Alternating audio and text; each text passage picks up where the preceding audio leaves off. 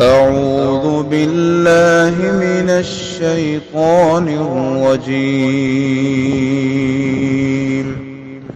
بسم الله الرحمن الرحيم. السلام علیکم ورحمۃ اللہ وبرکاتہ۔ سورۃ الانبیاء آیت نمبر 71 سے 77۔ ان الحمد للہ والصلاة والسلام علی رسول اللہ اما بعد۔ اعوذ باللہ السمیع العلیم من الشیطان الرجیم من ہمزہ ونفخہ ونفثہ۔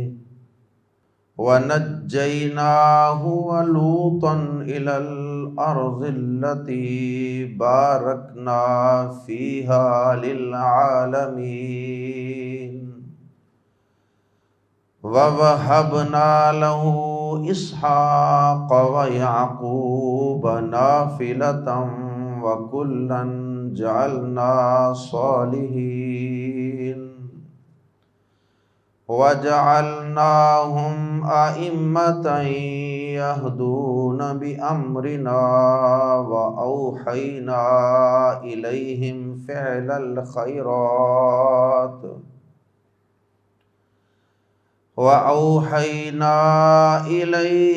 فِعْلَ الْخَيْرَاتِ وَإِقَامَ الصَّلَاةِ وَإِيتَاءَ الزَّكَاةِ وَكَانُوا لَنَا عَابِدِينَ۔ وَلُوطًا آتَيْنَاهُ حُكْمًا وَعِلْمًا وَنَجَّيْنَاهُ مِنَ الْقَرْيَةِ الَّتِي كَانَتْ تَعْمَلُ الْخَبَائِثَ إِنَّهُمْ كَانُوا قَوْمَ سَوْءٍ فاسقین۔ وَأَدْخَلْنَاهُ فِي رَحْمَتِنَا إِنَّهُ مِنَ الصَّالِحِينَ۔ وَنُوحًا إِذْ نَادَى مِن قَبْلُ فَاسْتَجَبْنَا لَهُ فَنَجَّيْنَاهُ وَأَهْلَهُ مِنَ الْكَرْبِ الْعَظِيمِ۔ وَنَصَرْنَاهُ مِنَ الْقَوْمِ الَّذِينَ كَذَّبُوا بِآيَاتِنَا إِنَّهُمْ كَانُوا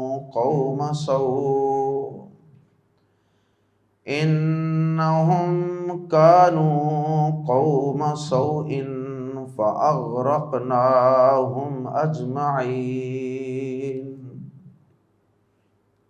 قصہ چل رہا تھا حضرت ابراہیم علیہ السلام کا،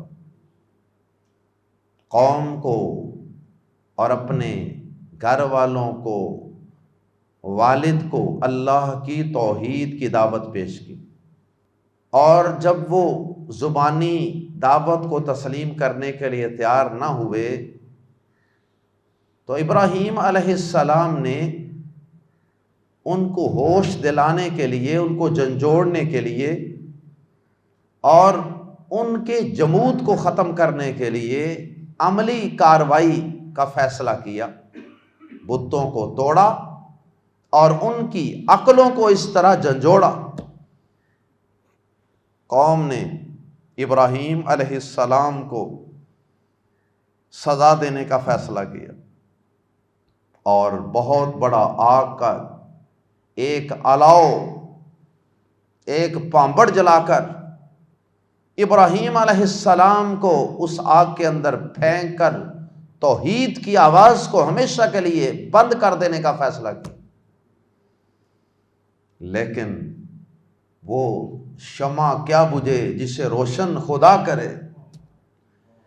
اللہ رب العزت نے جس بندے کو خود پیدا کیا، اور پھر اسے خود اپنی توحید کا فہم شعور عطا فرما کے نبوت و رسالت کے منصب پر فائز کیا، اس بندے کو اللہ کی مرضی کے بغیر وہ کس طرح نقصان پہنچا سکتے تھے اور وہ کس طرح توحید کی آواز کو دبا سکتے تھے؟ ابھی تو اللہ پاک نے اس اپنے خلیل سے اور اپنے پیغمبر جلیل سے، ابھی تو اللہ پاک نے ان سے ان کے بڑے نیک صالح اور عظیم المرتبت بیٹوں اسماعیل علیہ السلام، اسحاق علیہ السلام، یعقوب علیہ السلام کو پیدا فرمانا تھا، اور پھر ان سے ان کی نسلوں سے آگے کئی پیغمبروں کو، اور پھر آخر میں ہمارے پیارے پیغمبر، آخری پیغمبر، خاتم النبیین جناب محمد الرسول اللہ صلی اللہ علیہ وسلم کو بھی اللہ پاک نے پیدا فرمانا تھا۔ تو اس سے پہلے ان کے چاہنے سے بھلا ابراہیم علیہ السلام آگ میں کیسے جل سکتے تھے؟ ان کی آواز ہمیشہ کے لیے کیسے خاموش ہو سکتی؟ اللہ پاک نے ان کی حفاظت فرمائی۔ یہ یہاں تک قصہ ہم پڑھ چکے ہیں گزشتہ آیات میں۔ اللہ اکبر۔ اب اللہ پاک نے حضرت ابراہیم علیہ السلام کی جب حفاظت فرما لی، آگ کو کونی بردم و سلامن علی ابراہیم کا حکم دے کر اسے ابراہیم علیہ السلام کے لیے گلزار بنا دیا۔ تو ابراہیم علیہ السلام جب وہاں سے نکلے، صحیح سلامت آگ سے باہر آ گئے، یہ ایک بہت بڑا معجزہ تھا، عقلوں کو جھنجھوڑنے کے لیے اور آپ کی نبوت و رسالت کے لیے ایک بہت بڑی دلیل تھی۔ لیکن مشرک بہت ہی زیادہ کند ذہن ہوا کرتے، جسے اللہ کے علاوہ غیروں کی پوجا پاٹ کا چسکا پڑ جائے وہ جاتا نہیں اتنی جلدی۔ حضرت ابراہیم علیہ السلام پر صرف ایک اللہ کا بندہ ایمان لایا، ہونا تو یہ چاہیے تھا کہ اس قوم ساری کی ساری یا ان میں سے اکثریت اللہ کے سامنے وہ موسیٰ علیہ السلام کے دور والے جادوگروں کی طرح سجدہ ریز ہو جاتے، لیکن نہیں، ان کی قسمت میں ہدایت نہیں تھی، اور صرف ایک اللہ کا بندہ ایمان لایا، اور اس کا نام نامی اسم گرامی ہے حضرت لوط علیہ السلام۔ یہ حضرت ابراہیم علیہ السلام کے رشتہ دار بھی تھے، اور حضرت لوط علیہ السلام جب ایمان لے آئے تو حضرت لوط علیہ السلام کو پھر اللہ پاک نے اتنا زیادہ ایمان اور ایمان کی دولت سے نوازا کہ حضرت لوط علیہ السلام بڑے متقی پرہیزگار زاہد بندے بن گئے، اور بالآخر اللہ پاک نے ان کو ایک بستی جس کا نام سدوم تھا، اس بستی کی طرف آپ کو نبی بنا کر بھیج دیا۔ اب یہاں سے آگ سے نکلنے کے بعد لوط علیہ السلام ایمان لے آئے۔ اب ان دو ایمان والوں کا ان مشرکوں، ظالموں سے، بت پرستوں سے، کند ذہنوں سے یہاں سے ان کا نکلنا یہ بھی ایک معجزے سے کم نہیں تھا۔ ہمارے پیارے نبی جناب محمد کریم صلی اللہ علیہ وسلم کو بھی مکہ مکرمہ سے چوری نکلنا پڑا راتوں رات۔ سبب کیا ہے؟ یہاں حضرت ابراہیم علیہ السلام اور حضرت لوط علیہ السلام ان کو بھی یہاں سے بڑا چھپ چھپا کر، بڑا اپنا دامن سمیٹ کر نکلنا پڑا، اور اللہ تعالیٰ کی خاص مدد کے بغیر کوئی پیغمبر بھی ان مشرکوں، ظالموں اور ان مخالفوں کے چنگل سے نکل نہیں سکا۔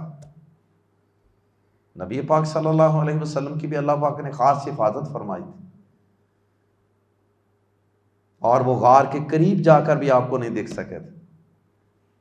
موسیٰ علیہ السلام کی بھی اللہ نے خاص حفاظت فرمائی تھی، پیچھا کیا تھا انہوں نے، لیکن اللہ پاک نے سمندر کو پھاڑ کر رستہ بنا کر نکال دیا، جب نکل گئے پیچھے سے پانی کو چلا دیا۔ یہ سب معجزات تھے۔ یہاں بھی حضرت ابراہیم علیہ السلام اپنے امتی حضرت لوط علیہ السلام کو لے کر اس علاقے سے، عراق سے شام کی طرف ہجرت کر گئے۔ دیکھیں اکثر انبیاء کرام کی سیرتوں کے اندر ان کی ہجرتوں کا تذکرہ، ہجرت کی ہے، اور ہجرت کیا ہے؟ اپنا وطن، قبیلہ، فیملی، خاندان، ہر چیز چھوڑ چھاڑ کے اپنا صرف ایک ایمان کی پونجی بچا کر کسی اور علاقے میں چلے جانا، صرف ایک ایمان صرف، اور کچھ بچتا ہے تو بچے، نہیں بچتا تو نہ بچے۔ اور آج ہمارے بہت سے مسلمان جو قرآن مجید سے اور انبیاء کرام کی سیرتوں سے بہت دور، آج وہ اس ملک پاکستان جو لا الہ الا اللہ کی بنیاد پہ محض وجود میں آیا ہے، اور جس میں دنیا کے باقی ممالک سے ہزار خوبیاں ہیں، دین اور ایمان کے نقطہ نظر سے بات کر رہا ہوں، اور یہ ان ساری خوبیوں کو نظر انداز کر کے دین، ایمان، اذان، مسجد، قرآن، دعوت، جہاد، ان ساری چیزوں کو کوئی اہمیت نہیں دیتے، اور صرف جناب اتنے کاروبار دی کوئی حالت، جناب ادھر مہنگائی بڑی ہے، نکلو یہاں سے، چھوڑو اس کو۔ گویا کہ دین، ایمان، ان کی تو کوئی اہمیت ہی نہیں، صرف اچھے ڈالر کما لو، اچھے پیسے کما لو، بچوں کی دنیا کا فیوچر اور مستقبل بنا لو، اسی کو کامیابی سمجھے بیٹھے ہیں۔ جبکہ انبیاء کرام اور ان کے ایمان والے ساتھی، ان کی آپ سیرت کا مطالعہ کر لیں، وہ دنیاوی آسائشوں کو، نعمتوں کو، گھر بار، قبیلہ، کنبہ، سٹیٹس، چودراہٹ، ہر چیز چھوڑ دیتے تھے اور ہجرت کر جاتے تھے ایمان بچانے کی خاطر۔ اللہ اکبر۔ حضرت لوط علیہ السلام نے سورہ عنکبوت کے اندر ان کا ذکر آتا ہے، فآمن لہ لوط، حضرت ابراہیم علیہ السلام پر حضرت لوط ایمان لائے، اور کہا کیا؟ قال انی مہاجر الی ربی، کہنے لگے میں تو بس اپنے پروردگار کی طرف ہجرت کر رہا ہوں۔ عراق سے سارا کچھ چھوڑ چھاڑ کے سب کچھ ترک کر دیا، ابراہیم علیہ السلام کے ہاتھ میں ہاتھ دے کر کہنے لگے انی مہاجر الی ربی، میں تو اپنے رب کی طرف، پروردگار کی طرف سارا کچھ چھوڑ کر جا رہا ہوں۔ تو آیات زیر تفسیر میں اللہ پاک نے ایک تو حضرت ابراہیم اور حضرت لوط علیہم السلام کی ہجرت کا ذکر فرمایا، آگ سے حفاظت کے بعد اللہ پاک نے ایک اور احسان کیا کہ ان ظالموں کے جبر و ظلم کے باوجود ان کے چنگل سے بحفاظت نکال کر ملک شام میں پہنچا دی، اور ملک شام انبیاء کی سرزمین کہلاتی ہے، بڑی برکتوں والی سرزمین کہلاتی ہے۔ تو اللہ پاک نے اس ملک میں بھیج دیا۔ اب حضرت ابراہیم علیہ السلام جب یہاں سے ہجرت فرما کے جا رہے تھے نا ملک شام کی طرف، تو لمبے سفر ہوتے تھے، رستے میں کئی واقعات پیش آئے ہوں گے، اور پھر اسی ہجرت کے سفر کے دوران ابراہیم علیہ السلام نے اللہ پاک سے ایک دعا بھی کی تھی، رب ہب لی من الصالحین، رب ہب لی من الصالحین، اے میرے پروردگار اب مجھے نیک صالح اولاد عطا فرما دے۔ تو اللہ پاک نے اس کے جواب میں کیا کہا؟ فبشرناہ بغلام حلیم، سورہ صافات،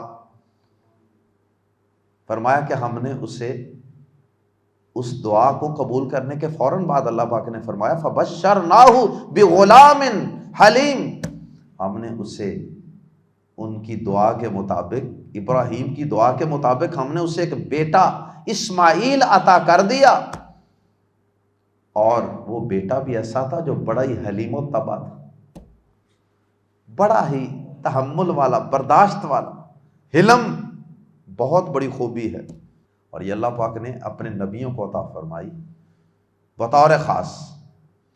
تو بطور خاص اس خوبی کا تذکرہ قرآن مجید میں حضرت ابراہیم علیہ السلام کے لیے بھی ہے، حضرت اسماعیل علیہ السلام کے لیے بھی ہے۔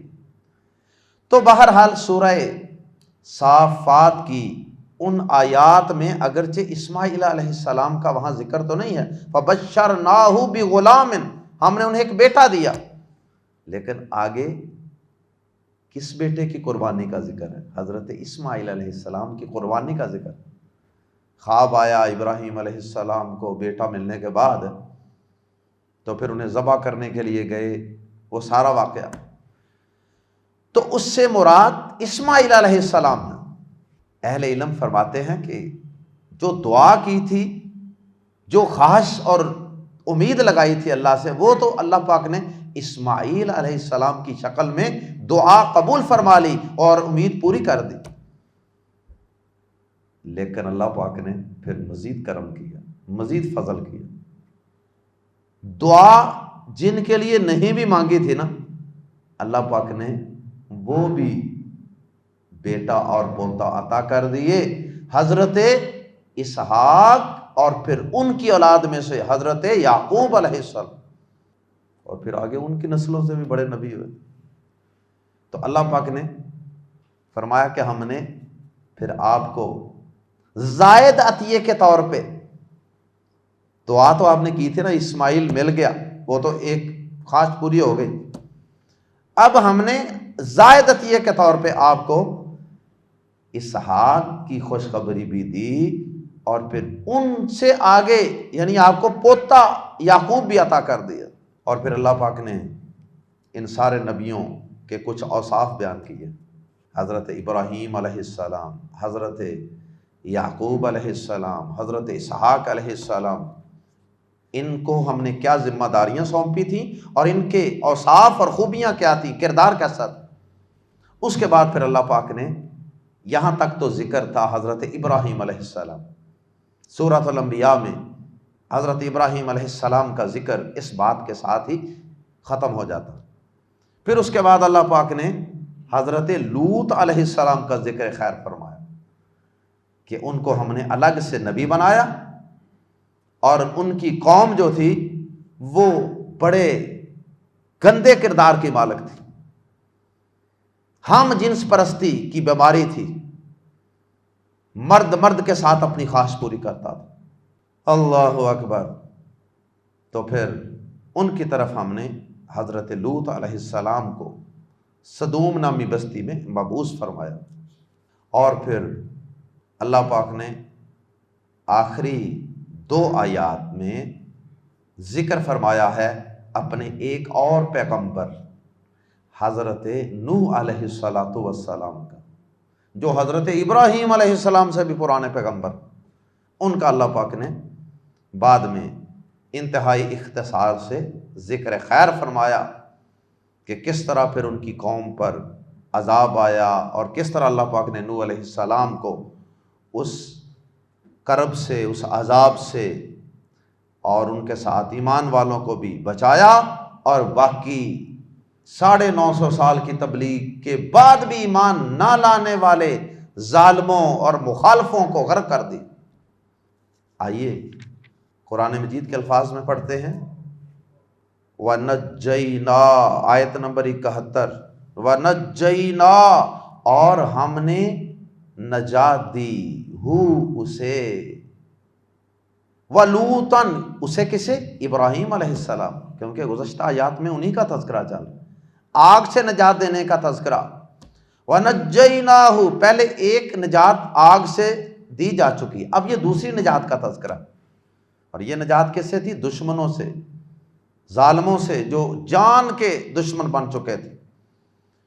وَنَجَّيْنَا، اور ہم نے نجات دی اور ہم نے بچا لیا اسے ابراہیم علیہ السلام کو، وَلُوطًا، اور لوط کو بھی بچا لیا یا نجات دی۔ کیسے؟ اِلَى الْأَرْضِ، اس سرزمین کی طرف ہم نے نجات دی ان کو، اس سرزمین کی طرف۔ کیا مطلب؟ کہ ہم نے عراق سے ظالموں کے چنگل سے نکال کر ان کو اس سرزمین کی طرف ہجرت کرنے کے لیے پوری سیکیورٹی اور حفاظت کا انتظام کیا۔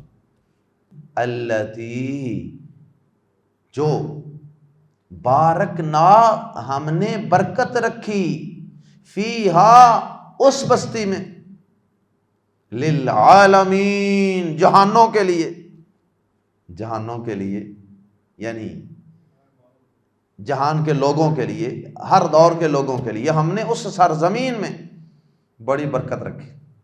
اور اس سے بڑھ کر برکت کیا ہوگی کہ وہاں پر آسمان سے بہت سے نبیوں پر وحی اور پیغام اترتا رہا، پیغام اترتا رہا۔ اور زمین کے اندر بھی اللہ پاک نے بڑی برکتیں رکھی تھی، بڑی، اللہ پاک نے اس زمین کو بڑا زرخیز بنایا تھا کہ بہت کچھ اگاتی تھی وہ زمین، یہ بھی مطلب ہے۔ یعنی دین و دنیا کی سعادتوں سے اللہ پاک نے اس بستی کو بہرہور کیا تھا۔ تو ہم نے اس برکتوں والی بستی کی طرف، سرزمین کی طرف ہم نے نجات دے کر ان کو نکال دیا، یعنی عراق سے شام کی طرف۔ اور وہبنا، اور ہم نے عطا کیا، دعا پڑھتے ہیں نا، ربی حب لی، حب فعل امر ہے، حب کا مطلب ہے عطا فرما، وہاب اسی سے ہے، بہت زیادہ عطا فرمانے والا، وہاب، وہ پہلا اور کے معنی میں ہے، وہبنا، ہم نے عطا کیا، لہو، اسے، کسے؟ حضرت ابراہیم علیہ السلام کا ذکر خیر چل رہا ہے، اسحاق، اسحاق، و یعقوب، اور یعقوب، نافلتاً، زائد عطیے کے طور پہ، زائد انعام کے طور پہ، ایڈیشنل۔ بعض نے یہ بھی کہا کہ اس کا مطلب یہ ہے کہ ہم نے اسے اسحاق عطا کیا، اور یعقوب جو پوتا تھا وہ ایک زائد گفٹ تھا، زائد عطیہ تھا۔ اور دوسری تفسیر جو ہے وہ میں نے پہلے آپ کے سامنے عرض کر دی کہ اسحاق علیہ السلام اور یعقوب علیہ السلام یہ دونوں ہی زائد عطیہ اور تحفہ تھے، کیونکہ دعا مانگی تھی اسماعیل علیہ السلام کے لیے، اور یہ دونوں ہی زائد تھے۔ نافلہ، نفل نماز کس کو کہتے ہیں؟ جو اصل فرض نماز سے کچھ زائد نماز ہم پڑھتے ہیں اسے نفل کہتے ہیں۔ وَكُلًّا، اور سب کے سب، اب کلن جو ہوتا ہے نا، یہ موقع کی مناسبت سے جو چیزیں ہوتی ہیں ان کے لیے استعمال ہوتا ہے۔ وَكُلًّا، اور سبھی کو، اور سبھی سے مراد کون ہے؟ یہ جن کا یہاں ذکر ہوا، ابراہیم علیہ السلام، اسحاق علیہ السلام، یعقوب علیہ السلام۔ وَكُلًّا، اور سبھی کو، جعلنا، ہم نے بنایا، صالحین، صالح، نیک۔ صالح، صالح کس کو کہتے ہیں؟ ایک خون ہوتا ہے نا جو خراب ہوتا ہے، فاسد خون کہتے ہیں اس کے مقابلے میں جو صحیح خون ہوتا ہے اسے صالح خون کہتے ہیں۔ صالح کا مطلب ہوتا ہے درست اور صحیح، یعنی ہم نے انہیں صالح بنایا تھا، یعنی ان کا عقیدہ بھی درست تھا، ان کا ایمان و عمل بھی درست تھا، ان کا کردار اور کریکٹر بھی درست تھا۔ وَكُلًّا جَعَلْنَا صَالِحِينَ، اور سبھی کو ہم نے نیک بنایا۔ وَجَعَلْنَا، اور ہم نے بنایا ہم انہیں، آئمتاً، آئمتاً، پیشوا، امام، لیڈر۔ یہی نہیں کہ وہ صرف اپنی ذات کی حد تک ہی نیک صالح تھے، اللہ اللہ کرنے والے تھے بس، نہیں، صرف اپنی ذات کی حد تک نہیں پیغمبر رہتے۔ اصل متقی پرہیزگار وہ شخص ہے، اصل عابد اور زاہد وہ شخص ہے جو اللہ کے دین کے پیغام کو، توحید کی شمع کو اپنے سینے تک ہی محدود نہیں رکھتا، بلکہ اس کو پوری دنیا کے لوگوں تک پہنچانے اور پھیلانے کی کوشش بھی کرتا ہے۔ تو پیغمبر لیڈ کرتے ہیں لوگوں کو، لیڈ۔ وَجَعَلْنَاهُمْ، اور بنایا ہم نے انہیں، أَئِمَّةً، امام، امام کی جمع ائمہ، یہدون، اور ہم نے انہیں امام بنایا، وہ خود نہیں امام بن گئے تھے، یہدون، لیڈر بنایا، یہدون، وہ رہنمائی کرتے تھے، بِسَاتھ امرنا، ہمارے حکم کے۔ ثابت ہوا کہ امام، اصل امام وہی ہے جو لوگوں کو اللہ کے حکم کے ساتھ لیڈ کرے، گائیڈ کرے۔ جو لوگوں کو اللہ کے حکم کے مطابق گائیڈ نہیں کرتا، لیڈ نہیں کرتا، وہ امام نہیں ہوتا، چاہے وہ کسی بھی شعبے کا امام ہو۔ لیڈر، امام وہی ہے۔ یہدون، وہ رہنمائی کرتے تھے، بِسَاتھ امرنا، ہمارے حکم کے، ہماری رہنمائی کے، وہ ہمارے حکم کے ساتھ رہنمائی کرتے تھے۔ وَأَوْحَيْنَا، اور ہم نے وحی بھیجی، إِلَيْهِمْ، ان کی طرف، فعل الخیرات، نیکیاں کرنے کی یا نیک اعمال کرنے کی، خیرات، خیر کے، بلائی کے کام، خیر اور بلائی کے کام کرنے کی ہم نے ان کی طرف وحی کی۔ اور پھر جو خیر، اس کے اندر اگرچہ سارے ہی خیر کے کام آ جاتے ہیں، لیکن خیر کے جتنے کام ہیں نا، ان میں سے ان کے دو بڑے حصے، ایک حقوق اللہ اور ایک حقوق العباد۔ جو حقوق اللہ کے نیک اعمال ہیں نا، بلائی کے کام ہیں، ان میں سب سے ٹاپ پر آتی ہے اعمال میں سے نماز، اور جو حقوق العباد میں سے سب سے ٹاپ پہ آتی ہے وہ ہے زکوٰۃ۔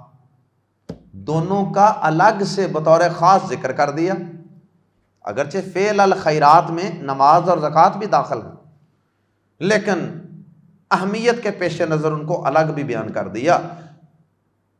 اور ہم نے ان کی طرف خیر و بلائی کرنے کی وحی بھیجی، وَإِقَامَ الصَّلَاةِ، اور نماز قائم کرنے کی، وَإِيتَاءَ الزَّكَاةِ، اور زکوٰۃ ادا کرنے کی، ان سب چیزوں کی وحی بھیجی۔ نماز اور زکوٰۃ کی وحی کتنی پرانی ہے، کب سے چل رہی ہے۔ کتنا بد نصیب شخص ہے کہ جو اتنے نبیوں پر یہ آسمان سے پیغام اترتا رہا، لیکن ابھی بھی اس کا من، اس کا نفس نماز اور زکوٰۃ کا عادی نہیں بن سکا۔ اللہم لا تجعلنا۔ وَكَانُوا، اور تھے وہ، لنا، ہمارے لیے یا ہماری، عابدین، عبادت کرنے والے، عابد۔ یہ جملہ اصل میں یوں تھا، وَكَانُوا عَابِدِينَ لَنَا، لنا جار مجرور اس کو کہتے ہیں، اس کا مقام شروع میں نہیں ہوتا جملے، لیکن شروع میں اگر یہ آ جائے تو حصر کا معنی پیدا ہوتا ہے۔ اس لیے ہم اس کا ترجمہ کریں گے، وَكَانُوا لَنَا عَابِدِينَ، اور تھے وہ ہماری ہی عبادت کرنے والے۔ کیا مطلب؟ ہمارے علاوہ وہ کسی اور کی عبادت کا سوچ بھی نہیں سکتے، وہ صرف اور صرف ہماری عبادت کرتے تھے۔ آگے دو پیغمبروں کا تذکرہ اللہ پاک نے دو آیات میں بیان فرمایا، وَلُوطًا، اور لوط، یہ تو ذکر تھا حضرت ابراہیم علیہ السلام، وہ ختم ہوا۔ اب لوط علیہ السلام کا الگ سے بطور پیغمبر تذکرہ، پیچھے تو تھوڑا سا ان کا ذکر ہوا حضرت ابراہیم علیہ السلام پر ایمان لا کر ان کے ساتھ ہجرت کرنے کے ضمن میں۔ اب الگ سے بطور پیغمبر سورۃ الانبیاء میں مختلف پیغمبروں کے تذکرے چل رہے ہیں۔ وَلُوطًا، اور لوط، یعنی لوط کو بھی ہم نے، ان کا بھی ذکر کیجئے۔ آتینا، ہم نے عطا فرمایا، ہو اسے، حکمن، حکم، حکمن، حکم، اس سے مراد قوت فیصلہ، ججمنٹ۔ لوط علیہ السلام کے متعلق کیا بات ہے، وہ بات آگے شروع ہو رہی ہے۔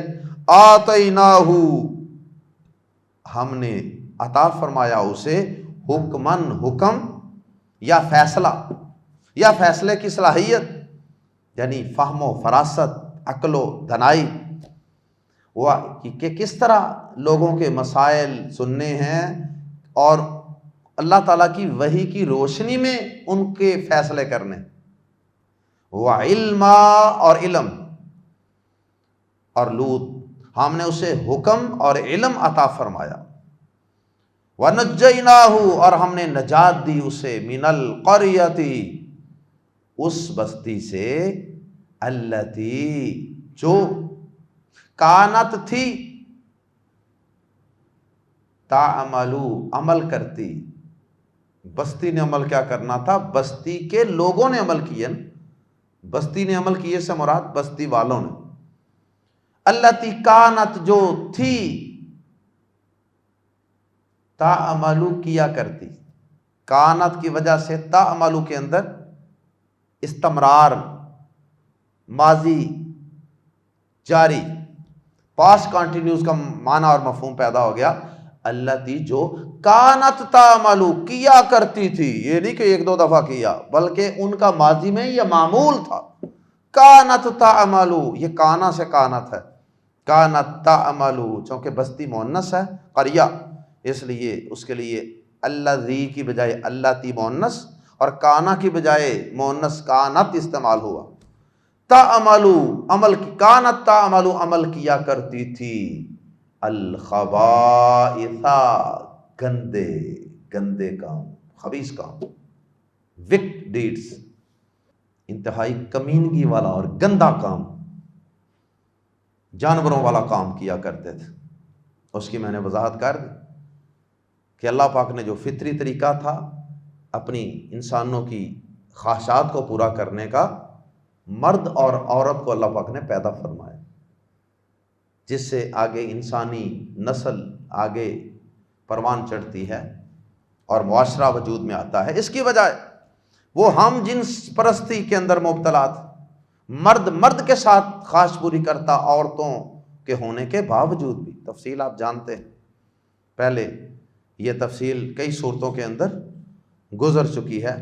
سورہ اعراف، سورہ ہود، سورہ ہجر وغیرہ کے اندر یہ تفصیل گزر چکی ہے.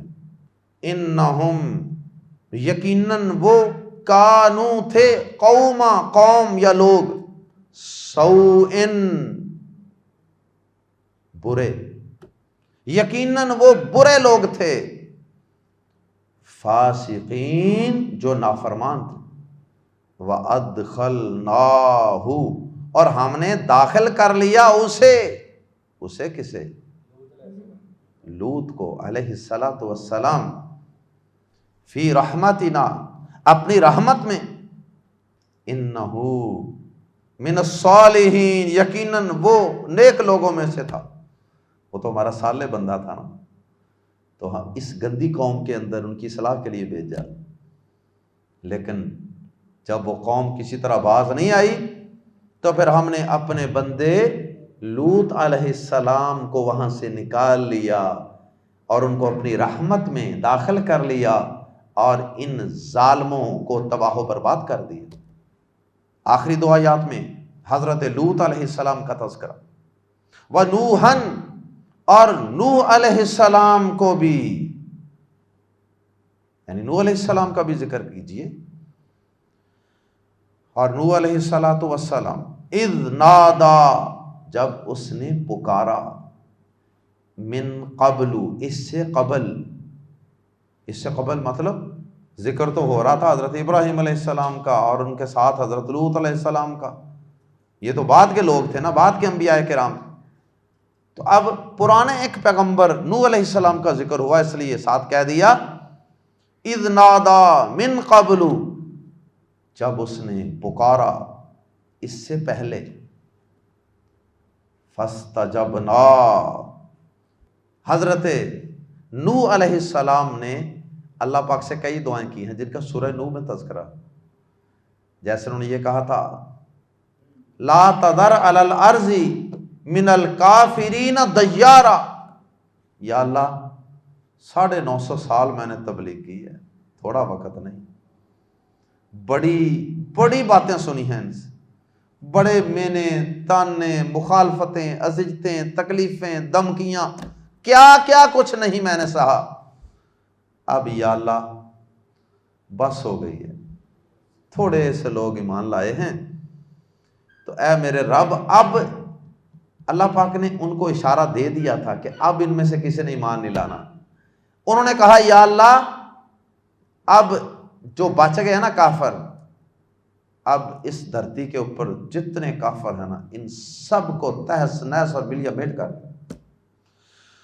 اللہ اکبر۔ اور یہ دعا بھی حضرت نوح علیہ السلام نے کی تھی، جس کا ذکر سورہ قمر میں ہے۔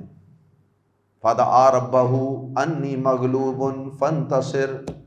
حضرت نوح علیہ السلام نے کہا، دعا کی اپنے رب سے، اپنے رب کو پکارا کہ اے میرے رب، میں مغلوب اور بے بس ہو گیا ہوں، دعوت دے دے کے بے بس ہو گیا ہوں، اب ان سے تو انتقام لے، جو جو انہوں نے میرے ساتھ کیا ہے نا 950 سال میرے ساتھ اور تیرے احکامات کے ساتھ، یا اللہ ان سے بدلہ تو ہی لے۔ اللہ اکبر۔ اذ نادا من قبل، جب اس نے اس سے پہلے پکارا، فاستجبنا، تو ہم نے قبول کر لیا، لہو، اس کو، کیا مطلب؟ ہم نے اس کی دعا کو قبول فرما لیا۔ فنجیناہ، تو ہم نے نجات دے دی، ہم نے بچا لیا، ہو اسے، وَأَهْلَهُ، اور اس کے گھر والوں کو۔ حضرت نوح علیہ السلام کے گھر والوں کو، سوائے ان کے بیٹے اور سوائے ان کی بیوی کے، ان دونوں کا تذکرہ قرآن مجید میں کئی مقامات پہ اللہ پاک نے فرمایا ہے۔ اللہ اکبر۔ تو ان دو کے علاوہ جو باقی ان کے فیملی ممبرز تھے، جو بھی تھے، اللہ پاک نے ان کو بھی حضرت نوح علیہ السلام کے ساتھ بچا لیا۔ کہا نوح یہ کشتی یوں یوں ہماری رہنمائی میں بنائیے اور ان سب کو اس کے اندر سوار کر لیجئے، اور جانداروں کا بھی ایک ایک جوڑا اس میں سوار کر لیجئے، کیونکہ پوری کائنات کو تہس نہس کرنے کا فیصلہ ہو چکا۔ تو اب نسل اسی سے چلے گی جو آپ کی کشتی میں سوار ہو۔ اللہ اکبر۔ سورہ ہود کے اندر اس کی تفصیل ہم پڑھ چکے ہیں۔ تو ہم نے بچا لیا اسے، وَأَهْلَهُ، اور اس کے گھر والوں کو، من الکرب العظیم، بہت بڑی تکلیف سے، بہت بڑے کرب سے، بہت بڑی گھبراہٹ سے ہم نے بچا لیا۔ اب اس سے مراد وہ کرب بھی ہے جس کرب سے 950 سال نوح علیہ السلام گزرتے رہے، وہ کرب تھا ایک، اور کرب سے مراد وہ بہت بڑا پہاڑ کی بلندیوں کی طرح کا جو سیلاب تھا، وہ عذاب تھا، وہ بھی ایک کرب عظیم ہی تھا، بہت بڑی کرب اور تکلیف اور گھبراہٹ سے۔ تو اللہ پاک نے ان ساری چیزوں سے ہی نوح علیہ السلام کو اور ان کے ایمان والے گھر والوں کو بچا لیا۔ وَنَصَرْنَاهُ، اور ہم نے مدد کی اس کی، من القوم الذین کذبوا، ان لوگوں کے خلاف جنہوں نے جھٹلایا بآیاتنا، ہماری آیات کو، یعنی ان کے مقابلے میں ہم نے ان کی مدد کی۔ انہم، یقیناً وہ، کانو تھے، قوم سوء، برے لوگ، فاغرقنا، تو غرق کر دیا ہم نے، ڈبو دیا ہم نے، ہم انہیں، اجمعین، سب کو۔ اللہم لا تجعلنا منہم، اللہ ہمیں انبیاء کرام کی پیروی کرنے کی توفیق عطا فرمائے۔ یا اللہ ہمیں اپنے انبیاء کرام کی پیروی کرنے کی، ان سے محبت کرنے کی، یا اللہ ان کے نقش قدم پر چلنے کی اور ان کی مخالفت سے بچنے کی توفیق عطا فرما۔ سبحانک اللہم وبحمدک، اشہد ان لا الہ الا انت، استغفرک واتوب الیک۔